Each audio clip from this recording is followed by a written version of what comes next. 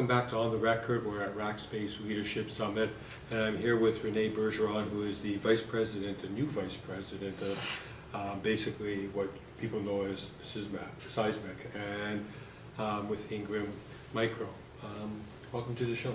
I want to formally welcome you, and welcome you, I guess, back into a new role in the channel. Yeah, it's 4 weeks into the new role, so it's exciting. It's going to be exciting for everybody because it's interesting to see that they've taken you and probably put you into one of the most important roles, I would say, that in the whole channel right now, because you're with the largest distributor and you're in charge of moving people into the cloud. Mm-hmm. So, y'all, the first question, I guess, and I don't know how you'll answer this one because it's kind of a strange one, but you think it's harder to start something like Seismic where you're trying to get VARs into the managed service, or is it to go to the second stage and to actually now move them into the cloud?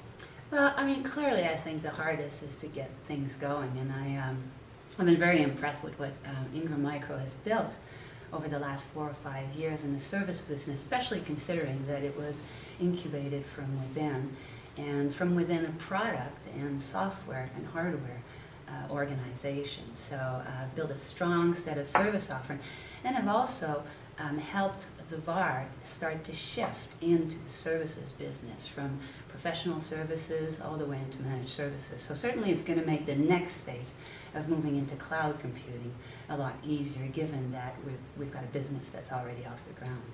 So before we get into that, there's so many VARs who aren't even touching the MSP space.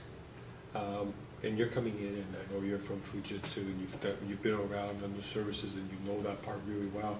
But how are you going to get these people to move to that next step? And I'm just talking about the easy step to MSP. Any great plans? Well, I mean, I think there's a lot of fear out there in the channel. A lot of the VARs have been selling the hardware and the software for years and have made a successful business at it. And they're sitting on the fence as to whether the service is a business that they should get into. Now, we believe that they absolutely have to get into it. And just as we did when we came out with a managed services offering as part of Seismic, we want to help them make the migration into the cloud computing. Initially, that means some education and some training and some tools to help them understand the benefits that their business will gain as a result of moving into the services business. And eventually it'll be about much more of a marketplace that can help them procure these services in a simple fashion. So you say you're behind them, that they really have to move in there. Why? Well, I mean, the services business is expanding. I met a number of clients this week at our Venture Tech Network, and I asked all of them, where do you see your business expanding? Where do you see your IT dollars going? And all of them unequivocally and without hesitation told me the services side, right? So the services business is growing. It's taking an important share of the IT span, and it's supported by Gartner and IDC and Forrester. And so if that's where the money is going to be spent, then the VAR must get their head around the services business. Otherwise, their business will diminish and fall by the wayside. Through the introduction of cloud services, more and more products and software are sold as part of the services. Now, it doesn't mean that the product and software business is going to go away. I think that we've seen it already with managed services. The product and software business will remain a profitable business, but it will not grow, and it will probably reduce to an extent as a result of the hardware and software being bundled as part of the services they're sold. So they don't have a choice. Yeah, plus the margins are going down so much in that industry, and yeah. As opposed to now you're into a new industry where the margins are still, and probably will be for quite a while. Yeah. You know, as much as 10 times the size of what they're at now in the hardware and software. So it just, and also, now talk about from their partners' point of view, or so from their customers. Mm-hmm. What's the benefit to the customer? Because if you look at a VAR, they live, eat, and die by their customers, by servicing them to death. Aren't they doing a disjustice to their customers if they don't do this? Yeah, absolutely. And I think that it's their customers who are going to demand that of them. I think we're going to be in a real pull scenario here. And I think that the year 2008 and 2009 with the economic crisis will really help propel the demand for cloud services in 2010 and beyond. You've seen CEOs looking at their revenue lines dropping and putting a lot of pressures on their business leader to reduce their costs across the company. Well, for most business leaders, it meant cutting headcount. But for the IT leader, it was difficult because half of their budget was locked into capital expenditures and scheduled depreciation locked in for the coming year. So they only had a portion of their budget, most of them less than half of their budget, that was truly headcount or operating expense that they could touch on.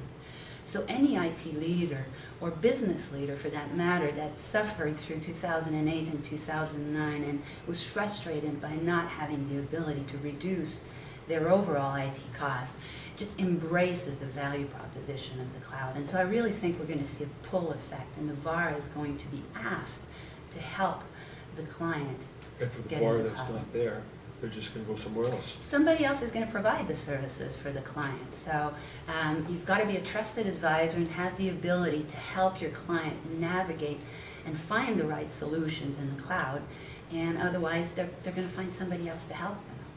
So if we go back just a little bit, you were talking about the word fear. And we know that everybody expresses feelings of fear at some point, whether it's their first day of school, or it's when they join a hockey team or a soccer team, or they get married or have a child, and it could be good things, it could be bad things, but we're all afraid at some point. But we get over it, and I think my audience will, no problem, they're going to get over that part of the fear. But the other fear that they're always talking about, the one that they're more comfortable because they understand where it's coming from and they talk about it, is, well, if somebody else is hosting this, all this stuff for them, and at some point are they going to lose their customer or lose the control of their customer, and then of course the next step is lose their customer. Yeah, and I mean we saw that same level of fear when managed services were introduced 5 or 6 years ago, right? Because you're depending on a vendor providing the services for you. And so when I meet with VARs that are sharing this fear with me as a reluctance for getting into cloud services, I remind them what their value proposition is to the client and why they've succeeded through the managed services anxiety and why they will succeed through the cloud services. Their value is really in bringing all these solutions together because if we get real, the SMB has all these options, and cloud services and the web makes them readily available at their fingertips. But any ISV today can develop on a platform, whether it's Google Apps or Force.com or any other platform or Azure, and overnight put their software under a SaaS model available for the client. So the average SMB is bombarded daily by the 100 new solutions that are available in the marketplace. So which one are right for them? Which one are just hype? Which one have substance behind them and are going to meet the SLAs on a consistent basis so that they can rely their business on it? That's really where the VAR comes in. Whether it's managed services or cloud computing, it's really where the VAR comes in because they can help the client navigate through all this. And then by integrating all these solutions together, they really secure their value proposition to the client. And so for them to do that, they have to stop being so product focused. The products have to come. They have to build the technology. It all has to be there. But they have to, at some point, start selling real solutions. And most of that's going to be around apps, which means they have to specialize. Right, and I think that's the biggest challenge because the reality is when you sell products or software, you're really selling features and functions, right? But when you're starting to sell services, you're really selling a business benefit. You're really selling business value. So it's an entirely different dialogue that you need to have. And by the way, you need to have it with a different person within the client's environment. And it's an easier one. It's an easier sell. It is, it is. Much easier. But it's a very different sale. It's a consultative sales. And so most of our VARs are going to have to retool their salespeople to be able to elevate the dialogue to a business benefit or a business value dialogue with the clients. So last comment, what advice would you give to a VAR who hasn't gotten into managed services, who hasn't gotten into the cloud? Should they sit back and wait?